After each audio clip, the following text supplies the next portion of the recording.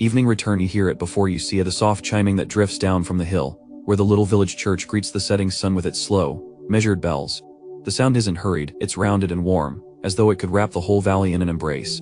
The last light of the day slips through thin clouds, spilling a tawny gold glow across the thatched rooftops.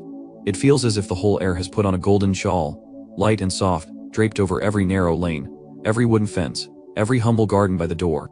The dirt path into the village is already marked with the day's comings and goings footprints, hoofprints, wheel ruts. People are returning from the fields, each carrying the traces of long hours of work.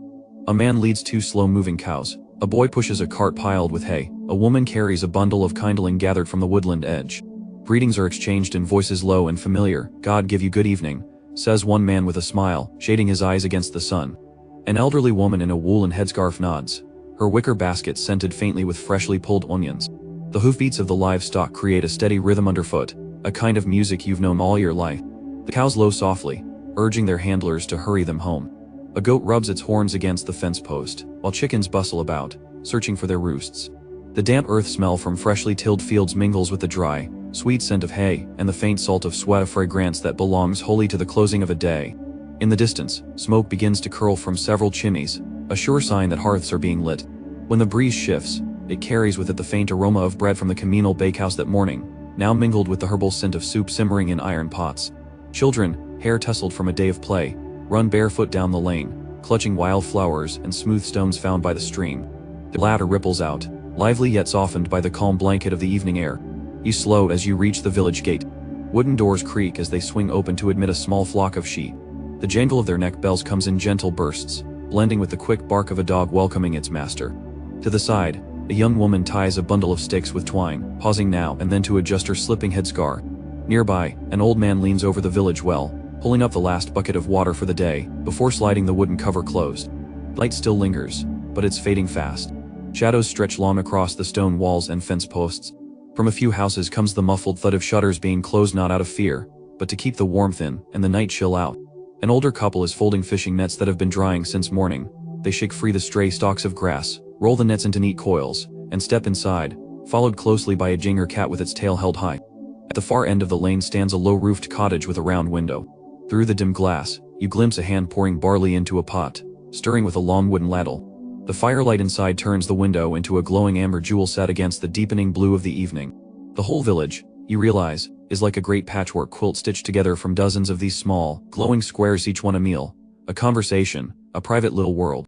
You pass beneath the old willows, their leaves already tipped with gold. The scent of drying leaves mingles with the warm drift of air from a nearby hearth. To your right, a group of children help their parents stack wood in the sheet, passing logs from hand to hand, sometimes stopping to study the knots and patterns in the bark, then jiggling when someone growls like a bear. The air changes almost imperceptibly, the cool of night slipping in like a thin wool thread brushed across the skin. No one minds, this is the rhythm of the place. Piles of firewood stand ready beside each door, and every window is closed against the breeze. Dogs settle at thresholds like quiet sentinels, eyes half shut but ears alert. The church bell tolls one final time for the day, the note stretching out before dissolving into the valley. You pause, listening as stillness spreads in its wake. Overhead, the sky deepens to a velvet blue, the first stars winking into sight. Movement slow, the whole village seems to take a deep breath before evening truly settles.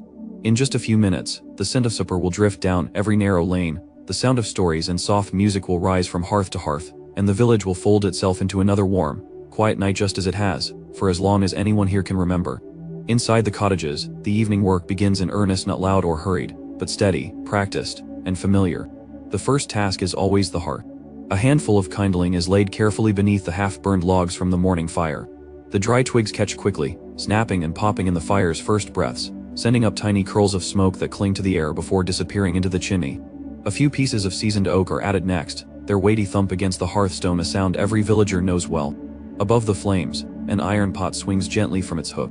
Into it goes water drawn from the well just before sunset, cool and faintly tasting of the stone walls it has passed through. A wooden ladle stirs the water as coarse salt is added, followed by sliced carrots, onions, and a handful of barley grain, simple fare, but filling and fragrant.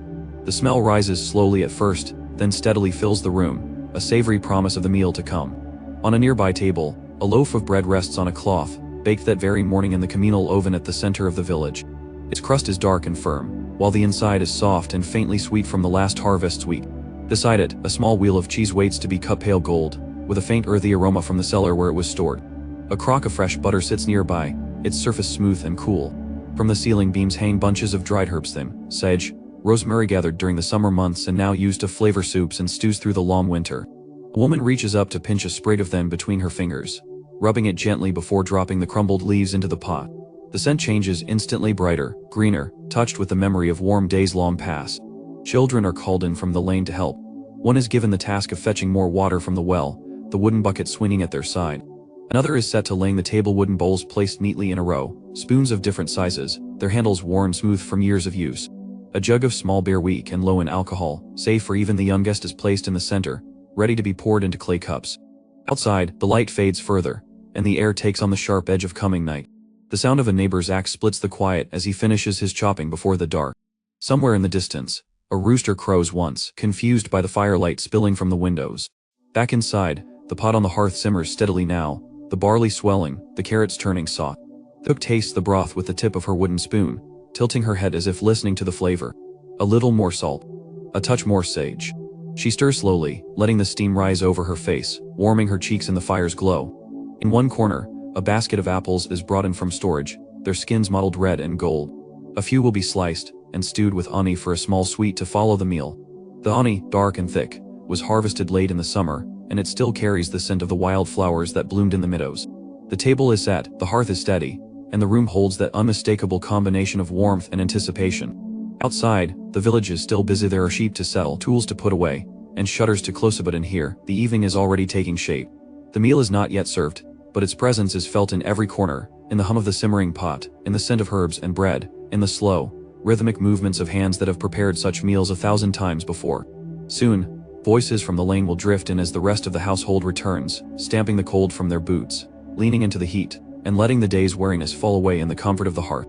The door opens with a wooden groan, letting in a quick breath of night air.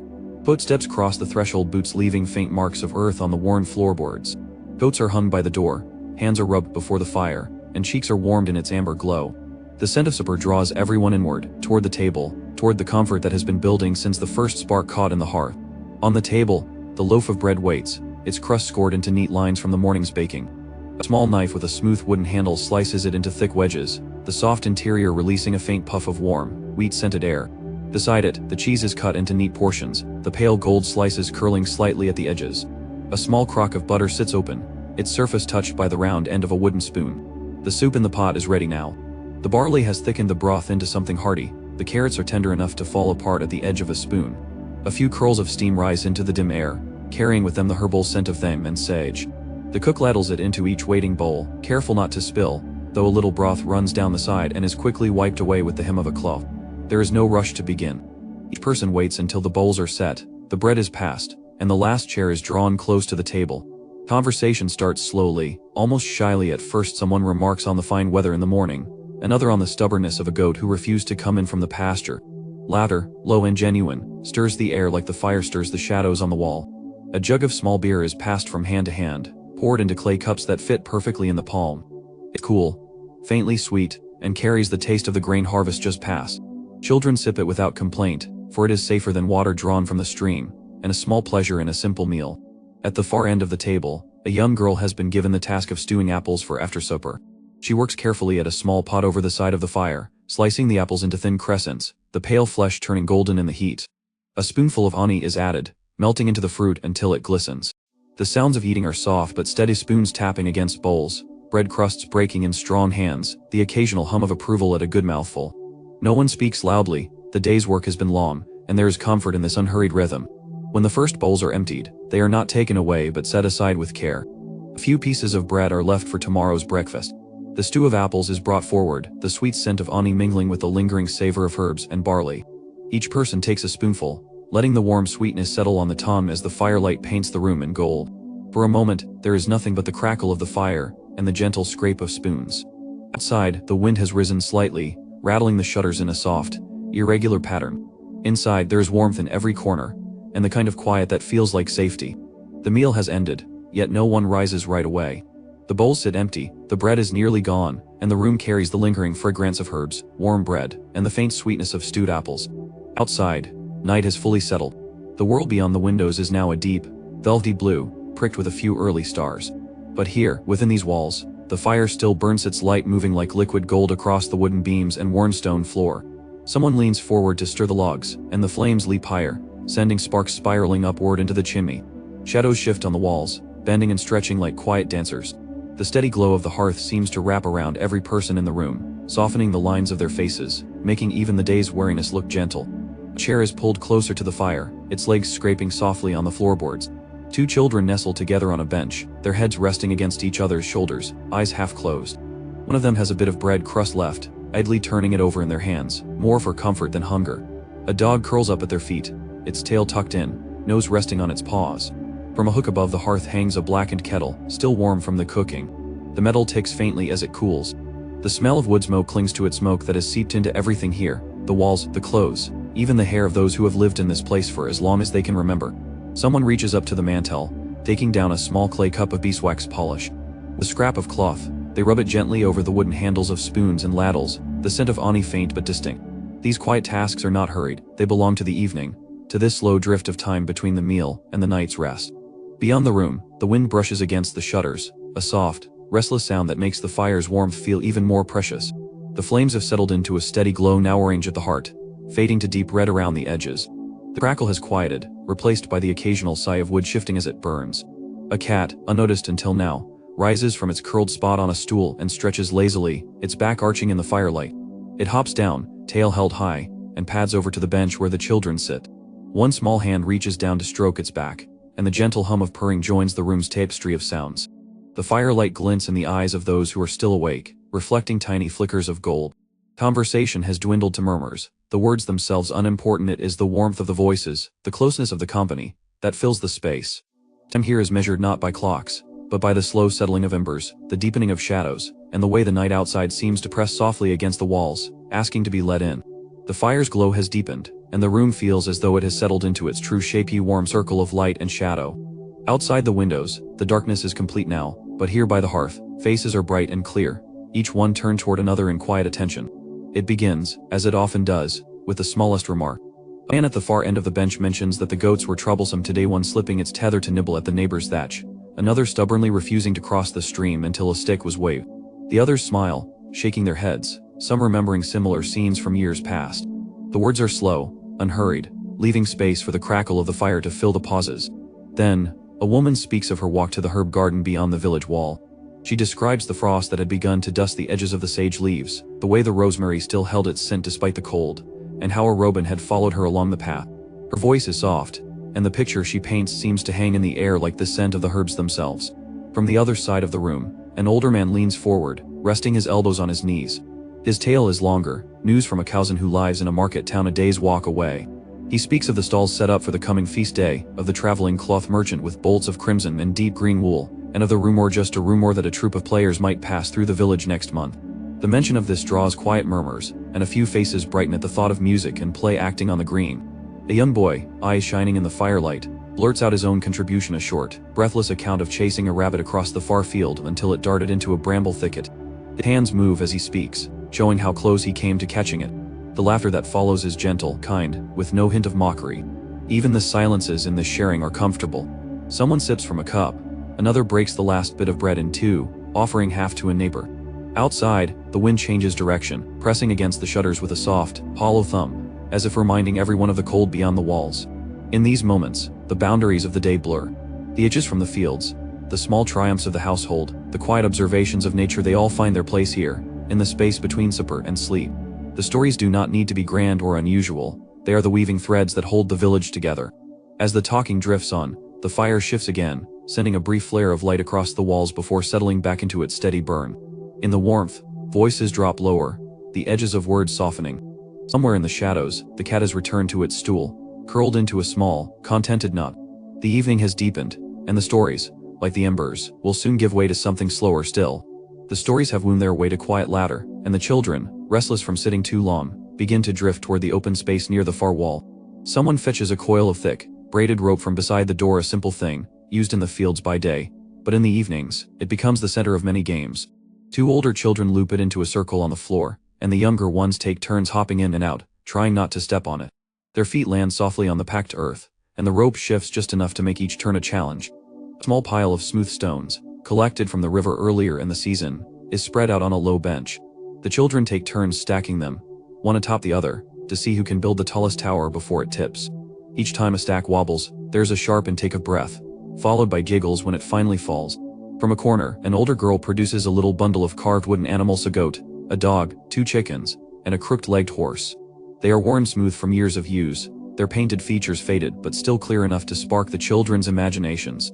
A quiet game of trading and arranging begins, with the animals taking journeys across the bench, visiting each other's homes. One boy sits cross-legged on the floor, twisting straw into tiny braids, the ends tied with scraps of colored cloth. He hands them out one by one, each braid worn like a bracelet or tucked into a pocket as a lucky charm. The others treat them as prized possessions, tucking them away carefully. The sound of these games is gentle, a muffled thump of feet, the scrape of stone on wood, the soft creak of the bench under small bodies. Now and then, a burst of giggles rises, only to be shushed half-heartedly by a parent who smiles despite themselves. In the dimming light, the fire's glow paints the children's hair in shades of copper and gold. Their shadows stretch tall on the walls, moving in playful shapes. Beyond the window, the wind still moves through the trees, a quiet reminder that the world outside is colder, darker, and less forgiving. Here, though, the games continue without hurry, the moments stitched into memory as surely as the seams of a well-worn cloak. After a while, one by one, the children slow. Some lean against the warm stone of the hearth, others curl on benches beside their parents. The games wind down naturally, the rope coiled again, the stones gathered into a little pile, the carved animals tucked into their cloth bag. The room's energy softens, preparing itself for what always comes next: the gentle turning of talk into story, of play into stillness. The games have ended, and the fire's glow feels deeper now, richer in color, as if the very air has thickened with warmth. The children have settled, some in laps, some leaning against the side of the hearth, others curled on benches with their legs tucked beneath them. Outside, the wind has quieted, leaving only the occasional creak of the shutters. The moment feels ready, as it does every evening, for a story. An older man, his hair silvered with age, clears his throat softly and leans forward. His hands, rough from years of work, rest on his knees as he begins. The first words come slowly, almost whispered, and the children instinctively lean in, eyes fixed on him. His voice carries the weight of tradition, each syllable shaped by years of telling and retelling. Tonight's tale is of St. Dunstan, the blacksmith who tricked the devil himself. The storyteller describes the clang of the forge, the heat of the iron, the smell of burning hoof as Dunstan fixed the devil's shoe, and how, through cunning, he made the devil promise never to enter a house that bears a horseshoe. The listeners smile, some nodding knowingly at the familiar turn in the tale. The story has been told for generations, but each time it feels as though it is happening again in the moment. When the tale of St. Dunstan comes to a close, there's a pause, a moment where the room seems to rest in the afterglow of the words. Then a woman by the window begins another softer, more dreamlike local legend about a white stag that appears only on the coldest nights of winter, leading those who follow it to a hidden spring that runs warm even in snow. Her tone is lilting, almost like a song, and the children's eyes grow heavy as they picture the stag's silver antlers glinting under the moon. In the shadows, the fire pops softly, a spark darting upward before fading. The cat on the stool shifts, curling tighter into itself, as though listening too. Even the smallest sounds, the rustle of cloth, the faint clearing of a throat, seem to belong to the stories, woven into their rhythm. As the second tale ends, no one rushes to speak. The silence that follows feels whole, filled with the imagined images still floating in everyone's minds: a glowing forge, a moonlit forest, the gleam of antlers against snow. Slowly, the room breathes again. Someone reaches for their cup, another adjusts a log on the fire, but the spell of the stories lingers. There may be one more tale before the night truly turns toward sleep, or perhaps just a song, gentle and low, to carry the mood forward. For now, the room feels like a single, unbroken circle of people, fire, and story bound together as they have been for centuries. The last story fades into the air, its final images drifting away like embers on a breeze. For a while, no one speaks. The fire's soft murmur, and the slow breathing of those nearest to sleep fill the room. Then, from a shadowed corner, a familiar sound begins, a few tentative notes plucked from the strings of a lute. The musician, a middle-aged man with weathered hands, tilts the instrument toward the firelight. The wood glows warm under the flame's reflection, its polished surface showing the faint marks of years of use. His fingers move gently, coaxing a melody that is simple, steady, and without hurry. It is not a song for dancing or feasting. This is an evening tune, meant to wrap around the listeners like a soft blanket. The notes float upward, filling the space between the rafters. They seem to weave into the smell of wood smoke and herbs, becoming part of the air itself. A woman hums along under her breath, so quietly that only the person next to her can hear. Across the room, a child resting in their mother's lap closes their eyes completely, their small head sinking against her shoulder. The melody changes shape slightly higher now, as if lifting the room for just a moment, then drops again into a lower, richer tone. It feels like a slow walk along a familiar path, the kind that takes you past the same trees, the same stones, the same turning of the stream, each time reminding you that home is near. A few voices join in, not with words but with long, gentle hums that match the lute's rise and fall. No one sings loudly, the sound is meant to stay soft, so it won't disturb the delicate peace the evening has built. The firelight flickers in time with the music, sending faint ripples of gold across the walls. When the song comes to its end, the last note lingers, hanging in the air for a breath before dissolving. The player rests the lute on his lap, his hand still. The silence afterward is not empty, it is full, like the hush after a snowfall, when the world feels held in place. Log shifts in the hearth, sending up a brief, bright flare before settling into its deep red glow again. Someone sighs contentedly. The night has drawn closer. Soon it will be time to put away the cups, bank the fire, and ready the house for sleep. But for now, the music remains in everyone's ears, like a warm ember they can carry into their dreams. The lute rests quietly now, its final notes still drifting somewhere just out of reach. Around the table, people begin to shift, stretching limbs that have grown heavy in the fire's warmth. There is no rush, only the gentle rhythm of an evening that knows exactly how to end itself. The young girl rises first, gathering the empty bowls one by one. The wooden surfaces are smooth from years of use, each one darkened slightly where spoons have traced their circles countless times. She stacks them carefully, the soft clink of wood against wood barely louder than the fire's low crackle. A boy follows behind, collecting the spoons and clay cups, his small hands wrapping around each one as though it might slip away. Now and then he pauses to take a sip of the last cool beer from his cup before carrying it to the basin. The water there catches the firelight, making tiny gold ripples as each dish is set down. The breadboard is brushed clean with a scrap of cloth, gathering the last crumbs into a small pile that will be fed to the chickens in the morning. A wedge of cheese is wrapped once more in its lion and placed on the shelf above the cool stone floor, safe until tomorrow's meal. By the hearth, someone tends to the fire, pushing the smaller embers toward the center so their heat will hold through the night. The ash from the day's burning is swept gently to one side with a small broom, its bristles worn and bent. A fresh log is placed on top, not to burn brightly, but to smolder slowly, offering just enough warmth until dawn. The cups are turned upside down to dry, the spoons laid neatly beside them. The table itself, worn smooth by countless meals, is wiped with a damp cloth scented faintly of rosemary.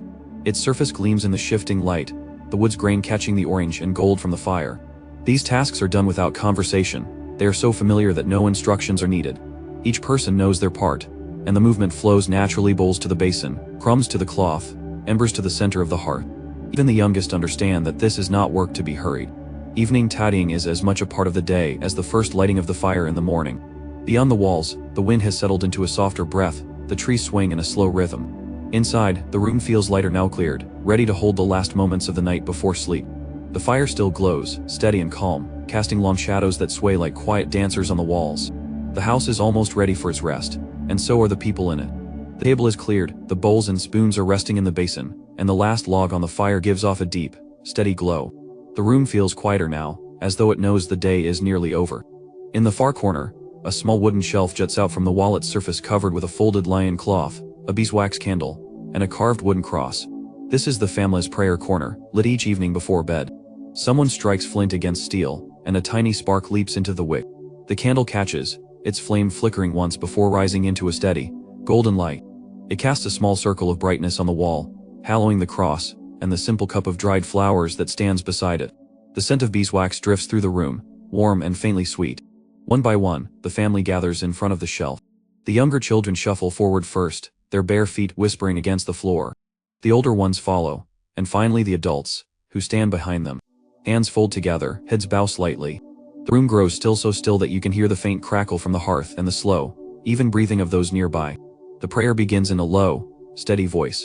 It is not hurried, each word is given time to rest in the air before the next is spoken. The words are simply asking for the health of the family, the safety of neighbors, the strength to work the fields, and protection from sickness and harm. A quiet blessing is said for the animals that sleep in their stalls, for the fields resting under the night sky, and for travelers on the road. As the voice moves through the prayer, the rest of the family answers softly in unison at the familiar lines. The youngest child, eyes heavy with sleep, leans against their mother's leg, murmuring the words half from memory, half from habit. A faint smile touches the corners of a few mouths as the candlelight flickers across them. The final words are spoken words of peace for the night ahead. There is a pause. It's not a pause of uncertainty, but one of fullness, as though everyone is taking the blessing into themselves before stepping away. Then the candle is gently blown out. A wisp of smoke curls upward, carrying the faint scent of ani and warm wax into the rafters. The room returns to the dim, steady light of the fire. Outside, the darkness feels softer now, as though the prayer has spread beyond the walls and settled over the whole village. The prayer corner grows dim once more, the candle's smoke fading into the shadows. Around the room, small movements begin quiet and unhurried as each person tends to the last rituals of the day. The children are first, their drowsiness plain in the way they rub their eyes and sway slightly where they stand. From a wooden chest near the wall, a mother lifts soft nightshirts, hand-sewn from worn linen and lined with a patch or two where the fabric has thinned. The children slip into them, the cool touch of the cloth giving way quickly to warmth from their own bodies. Bare feet are brushed clean of any stray dirt from the day, and hair is smoothed with a gentle hand. For the youngest, a small bundle of dried lavender is placed near their pillow, a simple comfort to keep dreams sweet. Across the room, the older members of the household prepare their sleeping spaces. Beds are not grand wooden frames filled with fresh straw, topped with woolen blankets whose edges are bound in sturdy stitching. One by one, the beds are fluffed and straightened. The straw shifts with a faint rustle, releasing the dry, grassy scent of the fields where it was gathered. A father checks the shutters, pressing them tight to keep out the chill. A thin draft still slips in along the frame, but the wool blankets will more than make up for it.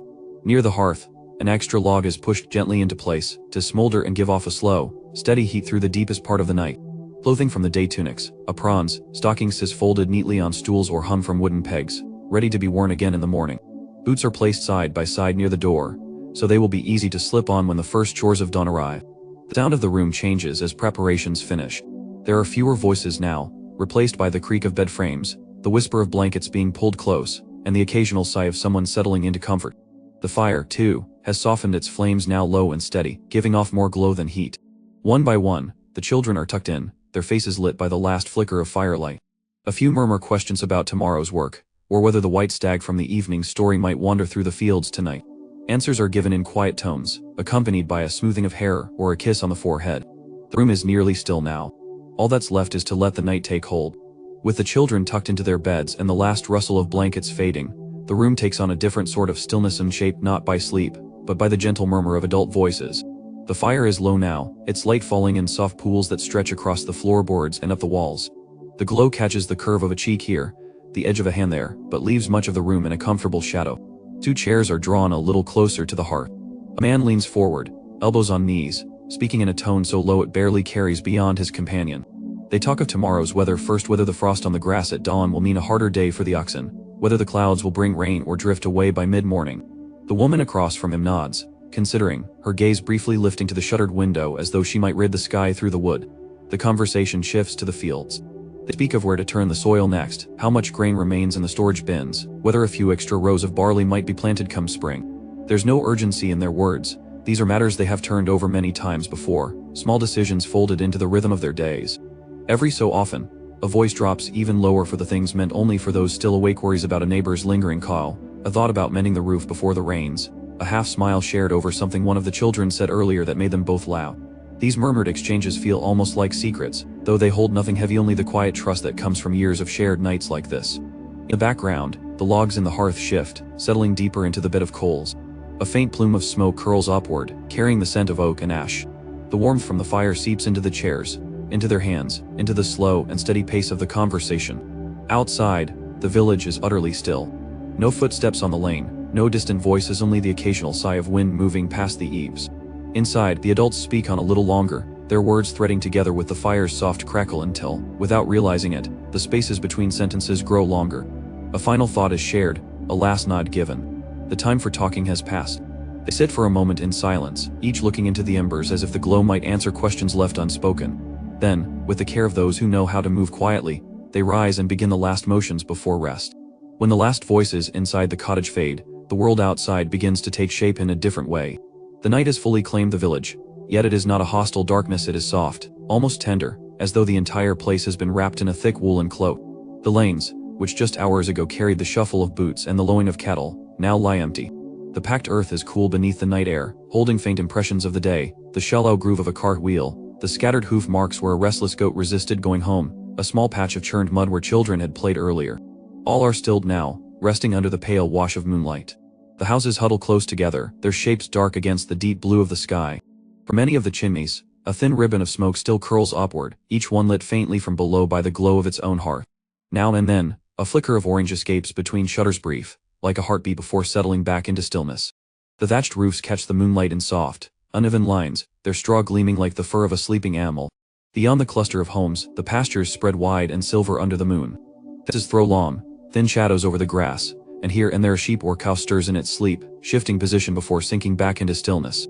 The air smells faintly of hay and damp earth, the scents carried easily in the cool of night.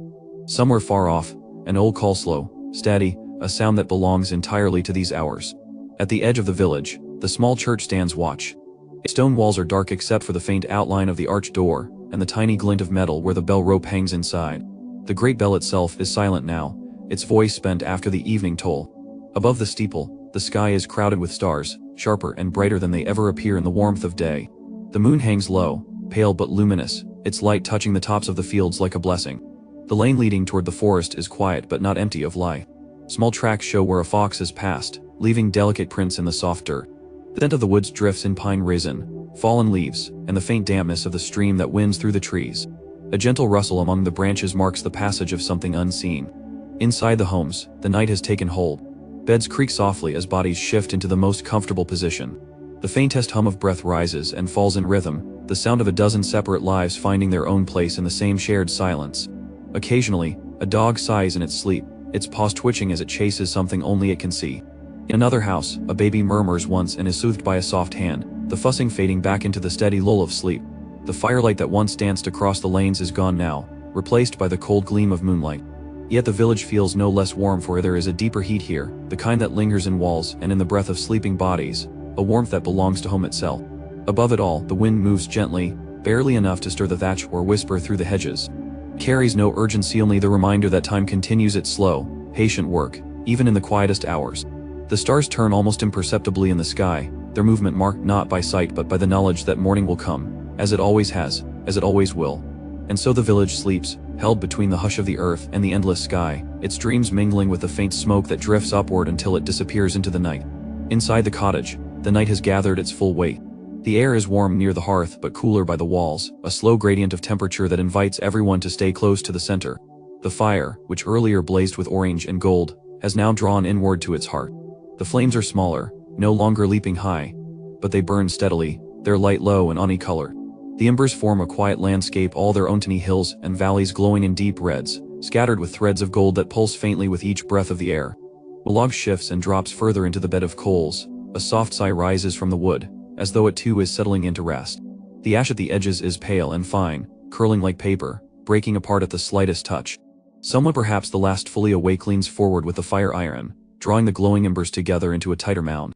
The movement is slow, deliberate, done more from habit than from need. The iron's tip sends tiny sparks into the air, and for a moment they hang like miniature stars before vanishing into the dimness. A fresh log is added, not a large one, just enough to keep the warmth until dawn. Its surface catches the light, and a thin stream of resin sighs out before igniting in a faint blue flame. The fire's crackle has softened into a gentle ticking, the wood fibers releasing their last little pockets of heat. This sound becomes part of the room's silence, as steady, constant, but never demanding attention. Around it, the night seems to listen. On the mantel, the few simple items catch the glow: a small clay mug, a folded square of lion, a bundle of dried rosemary tied with twine. The shadows they cast are long and soft-edged, stretching upward until they fade into the rafters. Webbed threads glint briefly when the flames shift, then vanish again into the dark. The benches near the hearth are empty now, save for a pair of woolen stockings draped over one armrest, left to dry by the warmth. The dog has taken its place close to the fire, head resting on its paws, eyes half closed but still flicking toward the door at the faintest sound.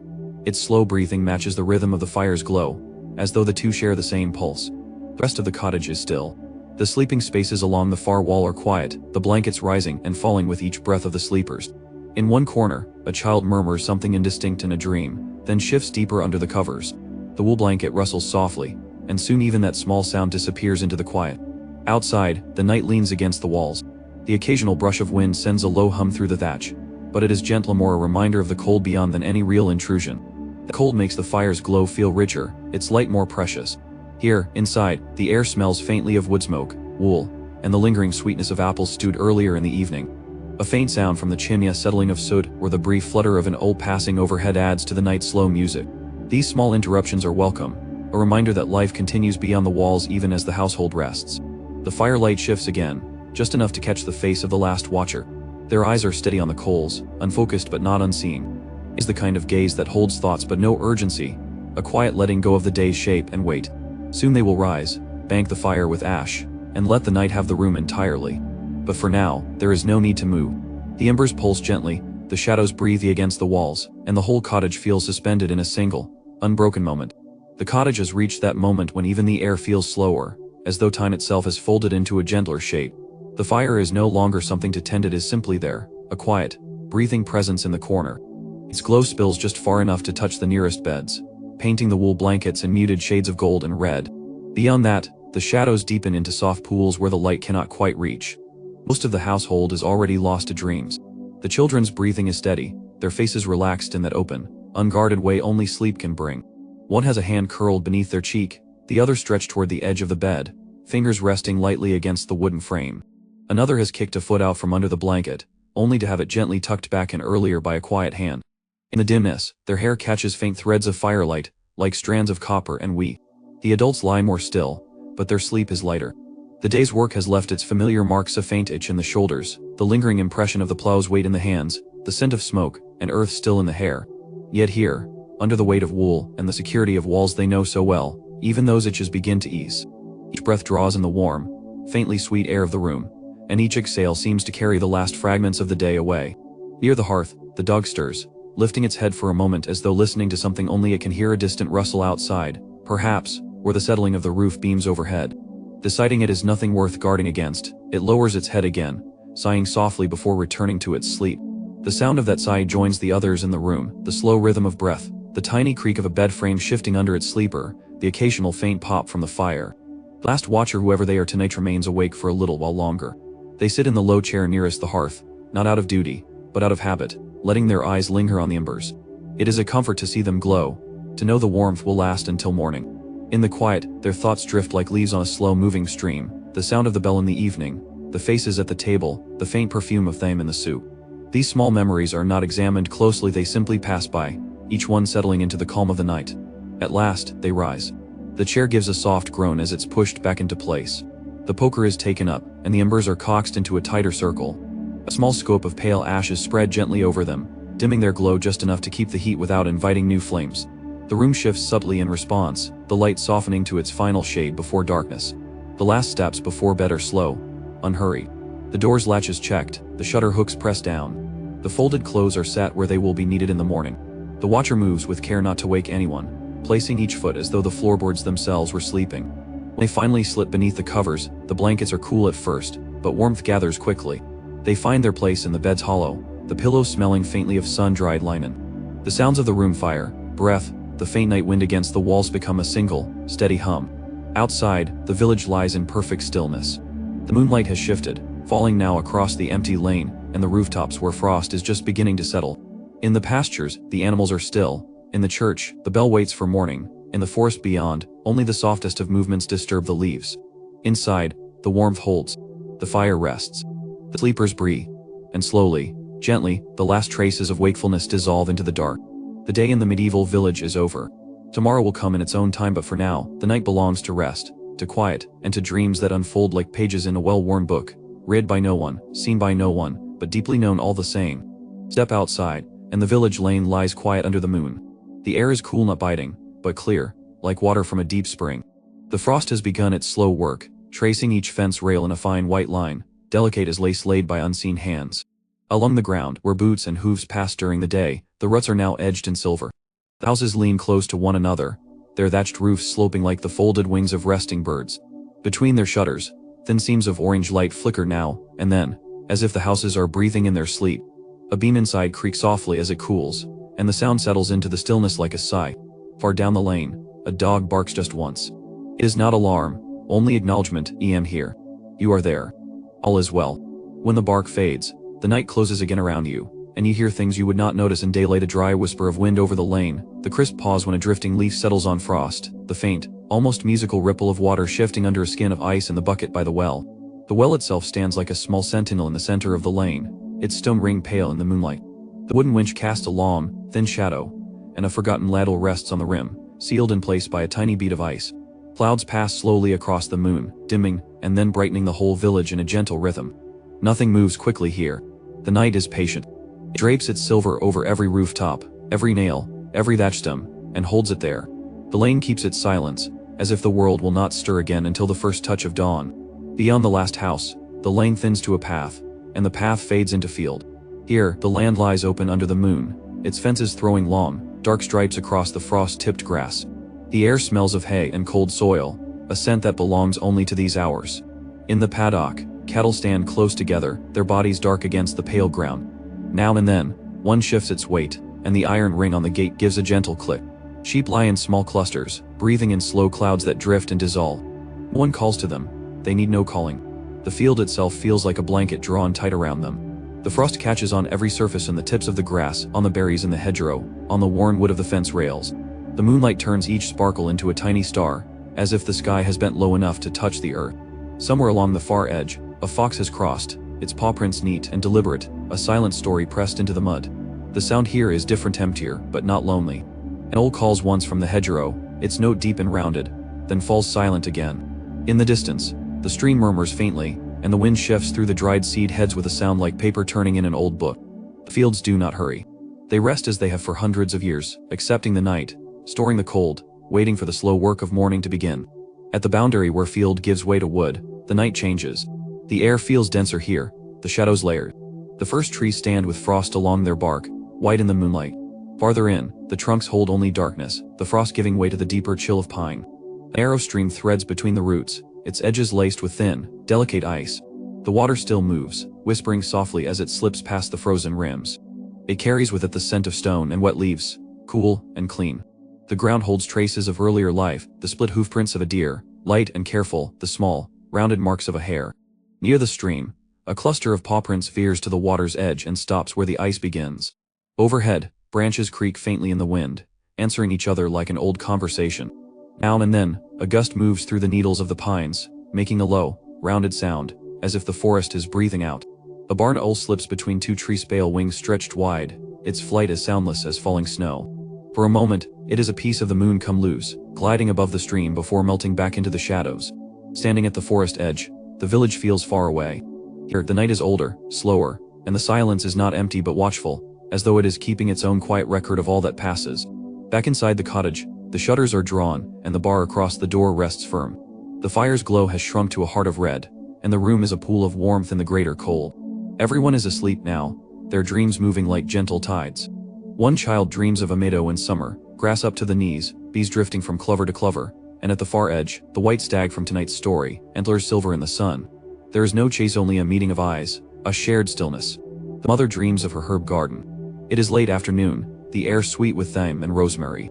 She moves along the rows, her hands brushing the leaves, filling her basket until it is neither too full nor too light, just enough for the day's work. The father dreams of the field, the plow cutting neat lines in dark, crumbed soil. The oxen lean forward with steady strength, the earth turning behind them in a smooth ribbon. The work is weighty, but without burden, each furrow exactly as it should be. The elder dreams of the forge bench. The iron is already shaped to horseshoe, solid and sure. He sees the roads it will travel, the work it will bear, the journeys it will make possible. In the dream, he sets it down, and it rings once, clear and true. Even the dog dreams of running without end, paws thudding over open ground, the air full of the scent of rabbit and grass. Its legs twitch under the blanket, and its breath huffs once before settling again. The dreams do not end here, they drift, changing shape, fading in and out, leaving behind a warmth, a presence, like the faint scent of bread long after the loaf has been eaten. This is the still point of the night, the moment when the darkness reaches its fullest, and the world holds its breath. The moon has sunk low, casting long silver over the rooftops, and frost has finished its work, cloaking every fence rail and hedge leaf. Inside, the fire is only an ember's glow, small but steady, lighting the hearth with the faintest red.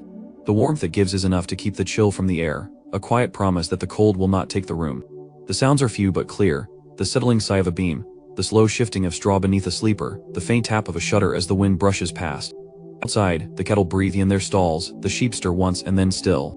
The owl has gone quiet. Even the fox is in its den, curled against itself. Time here does not count itself in minute as it drifts. The church bell waits in the steeple, still and dark. The well holds its water in perfect silence.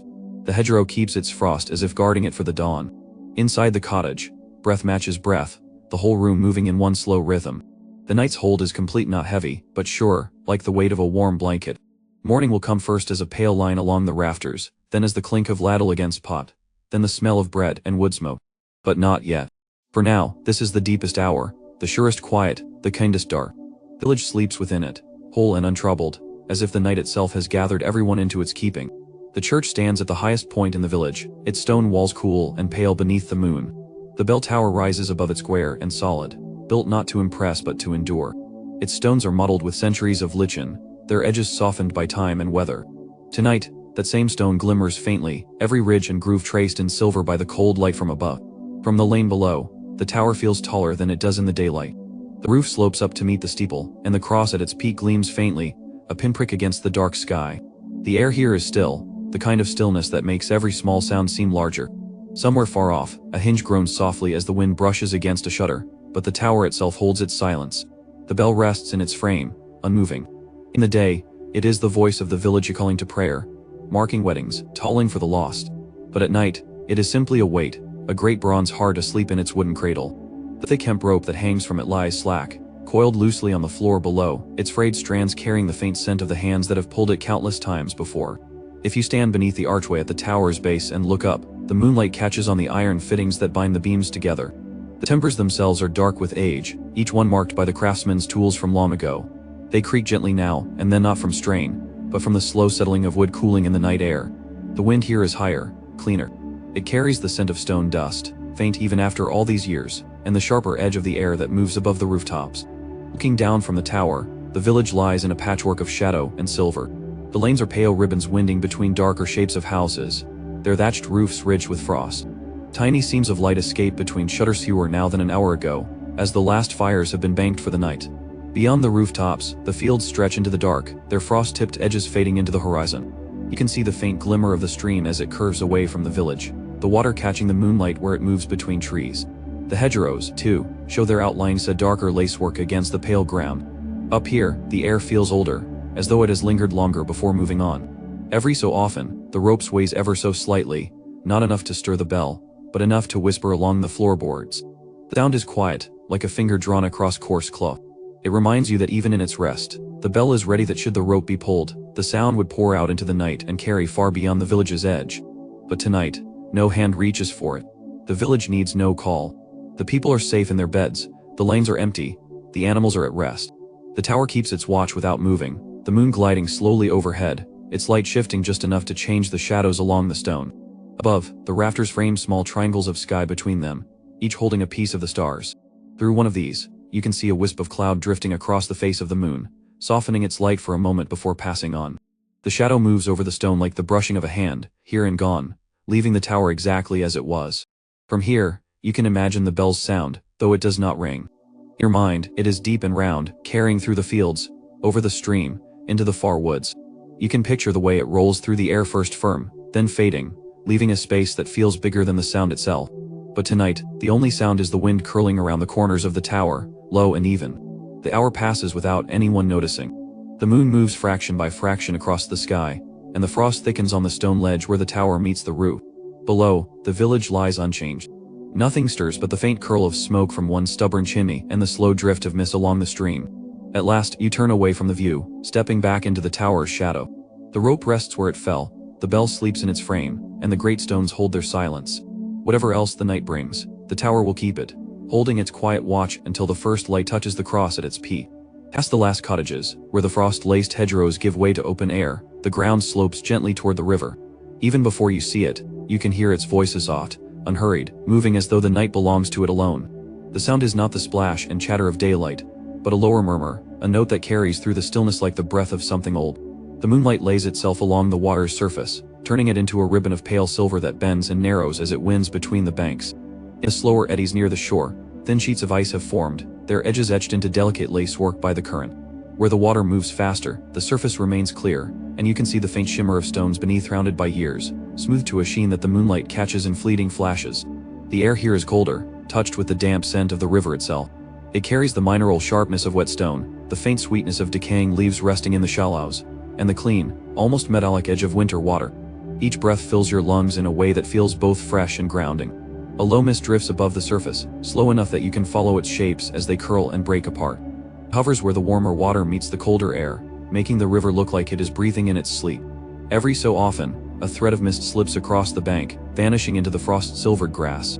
On the far side, the trees stand close together, their roots gripping the earth just above the waterline. In the moonlight, their bare branches reach out over the river, tracing long, thin shadows that sway with the faintest breeze. A few still hold the stubborn remains of autumn leaves, curled and dark, whispering softly when the air moves through them.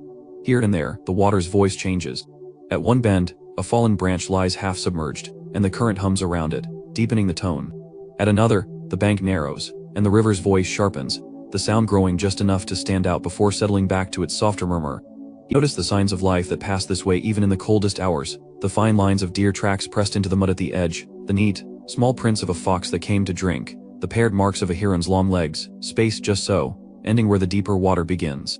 All of them frozen in place until the thaw. Overhead, the stars reflect in the darker stretches of the water, doubling the sky. If you lean close, you can see the faint distortion where the current bends them, making the constellations shimmer and sway. The moon, too, lies stretched across the surface, its face broken into ripples that drift downstream. The river is never entirely still, but tonight it moves without hurry, as though it knows there is no need to reach anywhere before dawn. It carries the day's last fallen leaf past you, turning it slowly until it slips under the ice and out of sight. The sound of the current seems to settle deeper into you the longer you listen, the way a soft lullaby becomes part of your own breathing. In another hour, the frost along the banks will thicken, the mist will sink closer to the surface, and the first birds will begin to stir along the reeds. But for now, the river sleeps, and you with it, its voice in your ears, its cool scent in your lungs, its slow, even motion carrying the night forward. Follow the curve of the river a little farther, and you come to the bridge. It is not grand, no carved stone, no fine arches, just a span of weathered timbers laid across the narrowest point. Yet in its quiet way, it has served the village for generations, carrying feet, hooves, and wheels from one bank to the other, binding the fields and homes into a single whole. The moonlight paints the boards in alternating silver and shadow, each plank showing its own history in knots, cracks, and worn grain. Frost clings to the edges, catching in the seams between boards, so that they seem outlined in white. In places, the frost forms tiny spikes where droplets froze mid-drip along the railings, delicate spears that glimmer and vanish as you pass. The air above the bridge feels different, more open than by the banks, but still touched by the river's cool breath.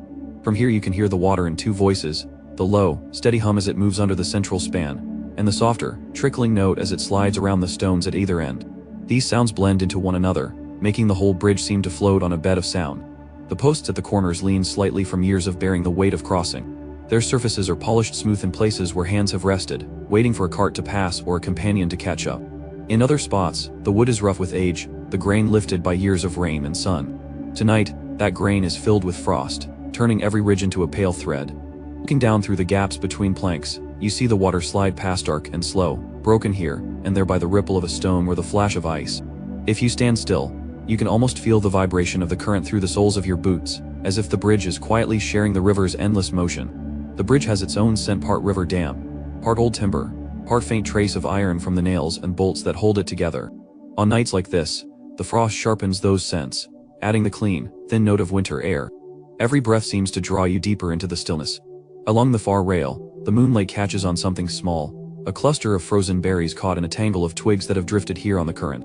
The skins are glazed with ice, making them look like tiny beads of glass. Above them, the shadows of the railings' uprights fall across the planks like the bars of a quiet cage. The sound of the village is absent here. No voices, no doors opening or closing, only the bridge's own conversation with the river. Now and then, the wood shifts with a low creak, not from weight, but from the slow change of temperature as the frost deepens. These are old, patient sounds, the sort that carry on whether anyone hears them or not. If you lean against the railing and look upstream, the moonlight turns the water into a path of silver that seems to lead away into the night. Downstream, the path narrows, bending out of sight behind a cluster of trees whose branches lean far over the water, almost touching. Both directions feel infinite, though you know the river's course is bound by the hills and fields beyond. You could stay here until the first light of morning, watching the frost spread, hearing the current change its tone as the air grows colder. But the night still holds other corners of the village, and the bridge will keep its vigil whether you are here or not. Beyond the bridge, the path begins to climb. At first, it rises gently through open pasture, the frost on the grass crunching faintly underfoot. The moon is high enough now to throw your shadow forward, a pale outline gliding silently over the slope. Each breath draws in the cold air until it settles deep in your chest, sharp but strangely comforting. The hill is not steep, but it asks for patience. As you ascend, the village drops slowly out of sight behind the folds of land. The sound of the river fades to a low, steady hum, replaced by the faint hiss of wind sliding over the frost-coated grass. At the top, the ground changes flatter, firmer, where the grass grows shorter. Here, the view opens in every direction, and the sky feels impossibly wide. The stars seem sharper, brighter, their light undimmed by the smoke and walls of the village below. They are countless, scattered across the dark like seeds on rich soil. Directly above, the winter constellations wheel slowly toward morning. The brightest of them spill their light over the land, casting faint shadows even here. A thin haze stretches along the horizon, glowing with a pale, cold silver where the moonlight touches it. The Milky Way cuts across the sky in a broad sweep, like a river of light answering the one that runs through the valley. Looking down from the hill, the village lies tucked into its hollow. The roofs are patterned with frost, the thatch catching the moonlight in soft bands. The chimneys are dark now, save for one or two where the faintest thread of smoke drifts upward before vanishing into the night. The lanes are quiet ribbons of pale earth, leading the eye toward the fields and, beyond them, the darker shapes of the forest. From this height, the whole village feels like a lantern placed gently in the middle of a vast, sleeping world. It glows not with firelight, but with the quiet presence of lives at rest, warmth held within walls, dreams moving unseen behind shutters. Turning away from the village, the land rolls outward in soft, dark swells. Far to the north, a faint glimmer marks the surface of another river or pond, reflecting the sky. To the west, the hills rise higher, their shoulders wrapped in shadow. Somewhere beyond them, the first light of morning waits, though it is still far from here. The wind is different at this height, cooler, steadier, carrying scents from farther away, the sharp risen of pine from the forest edge, the faint sweetness of hay from the farthest barns, the mineral note of distant stone. It brushes gently against your face, a reminder of the space between you and the world below. If you stay long enough, you can see the stars shift so slowly it feels more like the earth beneath you is moving instead. The constellations inch toward the horizon, and the moon slides down in a path you can almost trace by eye. Every change is subtle, but together they carry the night toward its next chapter.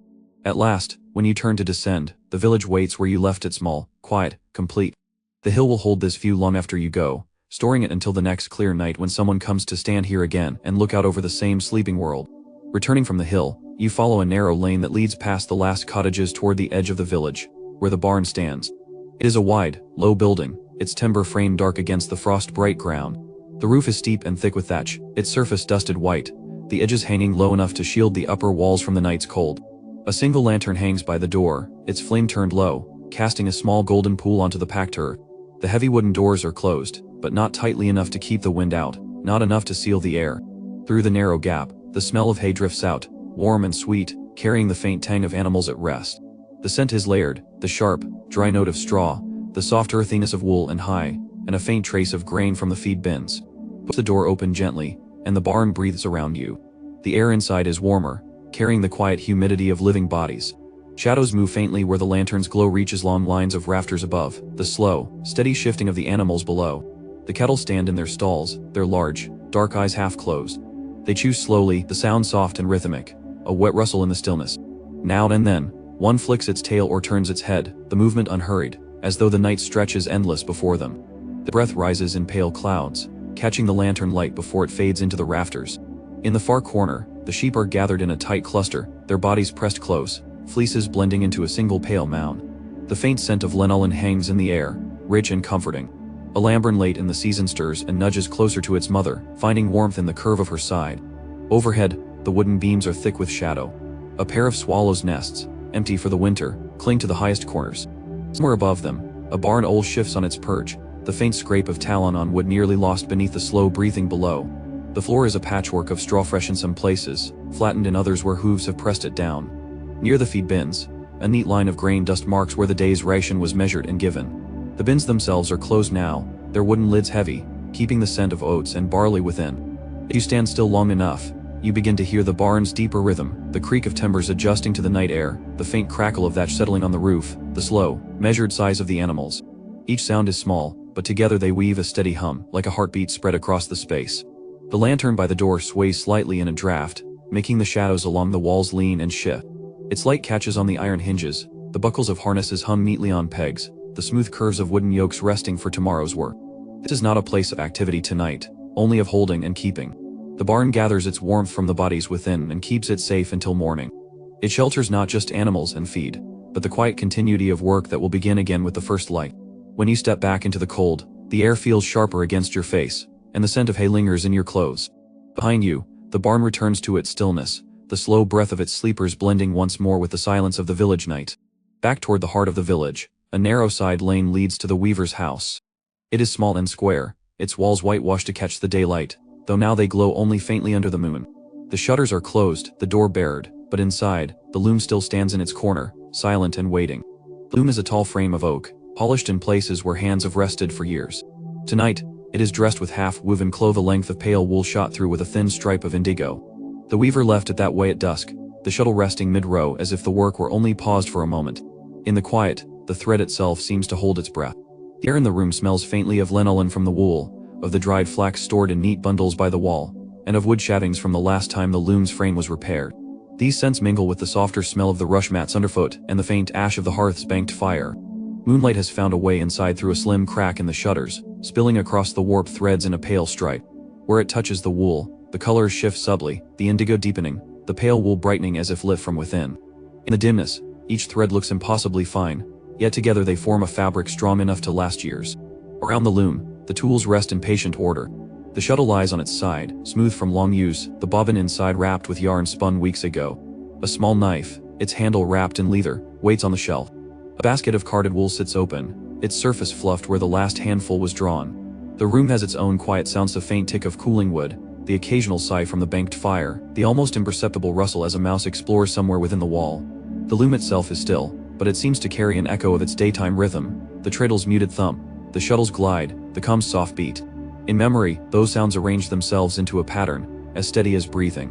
In the corner, a folded stack of finished cloth leans against the wall, pale wool for winter cloaks, coarse brown lion for sacks, finer striped cloth for tunics. Each piece is the work of weeks, built thread by thread in this same quiet space.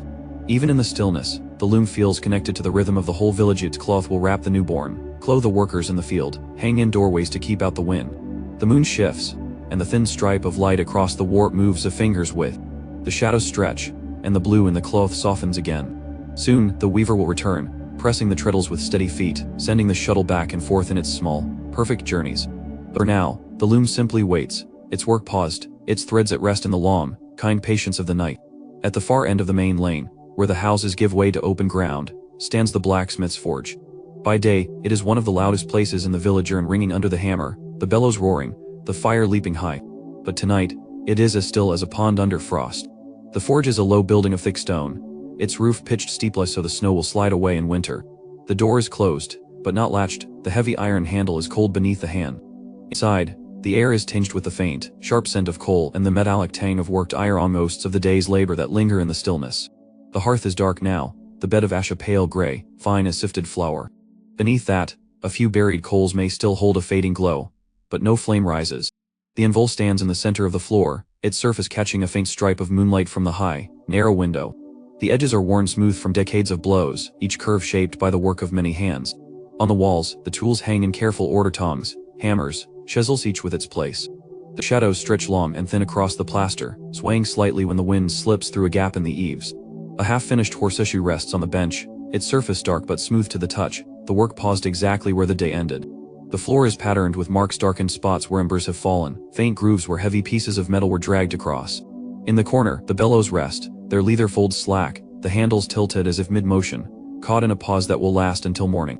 Outside, the moonlight glances off the roof thatch, pale and uneven, highlighting the ridge where frost has thickened. The forge's chimney stands tall and straight, but no smoke rises from it now.